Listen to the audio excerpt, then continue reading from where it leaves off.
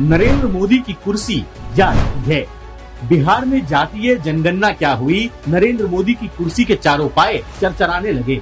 नरेंद्र मोदी के दिलो दिमाग में एक ऐसा डर बैठ गया है जो भाजपा की इस नफरत से भरी सरकार को लेकर ही डूबेगा। मोदी को डर लग रहा है कि अब सत्ता जाने वाली है, इसलिए भाजपाई ऊट पटांग बयान देने लगे हैं।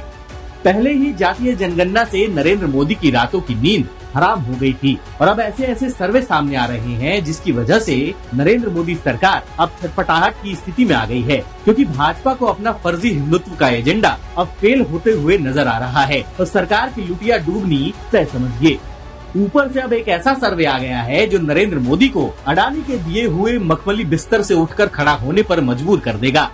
एक सर्वे आया है जिसमें सवाल किया गया है कि आखिर मुसलमान किस नेता को प्रधानमंत्री के रूप में देखना चाहते हैं, और इस सर्वे के नतीजे ऐसे आए हैं कि नरेंद्र मोदी की मुसलमानों को बरगलाने और उन्हें अतिवादी साबित करके फर्जी हिंदुत्व के एजेंडे की भद्द पिटते हुए नजर आ रही है। इस सर्वे के नतीजे कह रहे हैं कि करीब देश की 52% मुस्लिम आबादी कांग्रेस सांसद राहुल गांधी जी को अगले प्रधानमंत्री के तौर पर देखना चाहती है। हाय मोदी जी, पहले गरीब और पिछड़ा वर्ग हाथ से फिसल गया और उसको नरेंद्र मोदी के कई चेहरों का पता चल गया, और अब मुसलमानों ने भी तय कर लिया है कि बहुत हुई भाजपा सरकार, नरेंद्र मोदी अब घर जाओ यार। वैसे भी नरेंद्र मोदी और भाजपा से देश का युवा पहले ही परेशान था और अब एक के बाद एक नई मुसीबतें नरेंद्र मोदी का पीछा नहीं छोड़ रही हैं।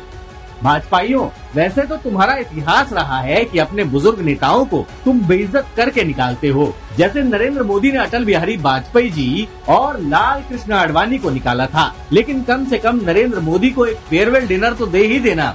सत्ता से बेदखल होने पर नरेंद्र मोदी सरकार का टाटा बाय बाय पक्का समझिए।